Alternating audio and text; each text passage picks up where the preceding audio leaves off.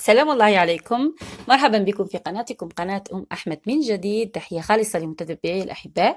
اليوم إن شاء الله في هذا الفيديو سأضع لكم وصفة فعالة جدا لعلاج الزكام، لعلاج أيضا السعال. هي عبارة عن مشروب أو سيرو لعلاج كما قلت السعال، سواء السعال الجاف أو السعال الحاد. خاصة نحن في فصل الشتاء دائما يعاني أطفالنا أو نعاني من يعني هذا المرض، أو تنفع هذه الوصفة أيضا للذين يعانون من الربو. كما قلت هي وصفة طبيعية 100% وسهلة جدا وبمكونات متوفرة في أي بيت. بالنسبة لمكونات الوصفة نحتاج كمية من الليمون. الليمون طبعا معروف بخصائصه المهدئة سواء الأعصاب أو المهدئة للسعال، والمفيدة جدا للصدر وللوزتين أيضا وللحلق. أيضا نحتاج كمية من القرنفل. القرنفل أيضا هو غني عن التعريف وهو مفيد جدا خاصة لبحة الصوت، مفيد أيضا للوزتين، مفيد مهدئ للسعال، خاصة السعال أحيانا يأتي السعال التهيجي، فالقرنفل يهدئ ذلك السعال. دائما أنصح به وأنصح باستعماله خاصة للذين يعانون من بحة الصوت أو الذين يتحدثون كثيرا مثل المعلمين أو غيرهم من يستعملون صوتهم بكثرة. أنصح لهم باستعمال القرنفل. أيضا القرنفل فيه فائدة كبيرة أيضا كما قلت كمهدئ للأعصاب إلى جانب الليمون. بالنسبة للطريقة فقط نغرس حبات القرنفل في الليمون. أنا حبات القرنفل رفضت أن تدخل في الليمون، لهذا استعملت هذه الطريقة. هنا نغرس جميع حبات القرنفل، الكمية حسب ما تريدون. نغرس حبات القرنفل جميعها في حبات الليمون بهذه الطريقة. كما قلت هي طريقة سهلة جدا.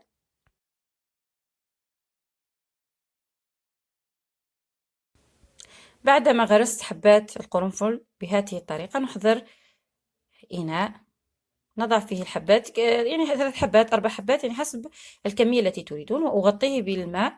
ثم أضعه على نار متوسطة يغلي، ثم نار هادئة جدا، يعني أضع عليه غطاء إلى أن يعني تنضج حبات الليمون بشكل كبير جدا، بمعنى تصبح طرية جدا ويتبدل كما رأيتم يتبدل لون الماء، لأنها ستطلق فوائدها كلها في هذا الماء. بعدها نقوم بقص حبات الليمون. سترون أنها قد نضجت وأصبحت فارغة من الداخل. لاحظوا. إذا نقطعها قطع، ثم نعيدها إلى الماء الذي كان يغلي مسبقا لكي أيضا تكون فائدة أكبر بهذه الطريقة.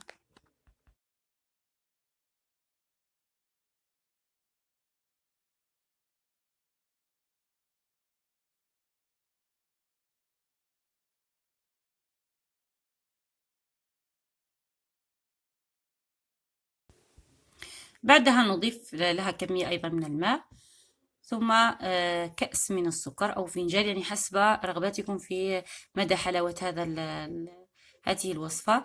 أو نستطيع أن نستبدل السكر بالعسل، يعني نستطيع أن نترك مثلا كمية الماء قليلة جدا ثم نضيف بعض العسل. الآن سأعيدها إلى النار لكي تصبح على شكل سيرو أو على شكل مشروب كما ترون.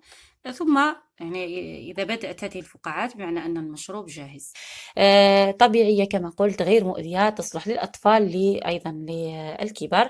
دائما فقط أجد في التعليقات سؤال: هل هذه الوصفة تصلح للحامل؟ بالنسبة للحامل دائما نحاول الابتعاد عن الوصفات التي تضر بالجنين والتي لم تظهر، لأن هناك أعشاب لم تظهر نتائجها في الطب هل هي مؤذية للجنين أم لا. إذا دائما نحاول الابتعاد عنها. وإذا مثلا أردتم أن تتحصلوا على وصفات لعلاج هذه الأمراض مثلا، أو وصفات تفيد الحامل، فقط ضعوا لي في التعليقات، أضع لكم إن شاء الله وصفات آمنة للحامل وللجنين. بعدما تركت الوصفة تبرد جيدا، هنا أقوم بتصفيتها أيضا من بقايا الليمون، ستكون فقط يعني طعمها لاذع قليلا. إذا أردتم أن يصبح طعمها بطعم السيرو ويشربها أيضا الأطفال، ما عليكم إلا أن تضعوا عليها قليل من الفانيلا السائلة، يصبح طعمها كطعم يعني المشروب العلاجي أو السيرو كما نقول له نحن. هنا لدي قنينة نظيفة معقمة. التعقيم دائما يكون بوضعها في الماء الساخن، يعني أغسلها جيدا ثم أضعها في الماء الساخن. الأحسن استعمال القارورة الزجاجية أحسن من البلاستيكية. هنا ترون أن السيرو جاهز، أو المشروب أو الشراب العلاجي. كما قلت نافع للرئتين، منفعة عظيمة جدا، وفي نفس الوقت هو علاج طبيعي يمكن استعماله 3 مرات في اليوم بطريقة عادية، طريقة استعمال المشروب العادي. كانت هذه وصفة اليوم، أرجو أن لا أكون قد أطلت عليكم في الحديث، وأرجو أن تستنفعوا بها لأنها فيها فائدة عظيمة جدا. لا تنسونا من دعائكم ودعمكم، فبكم نستمر. إلى اللقاء.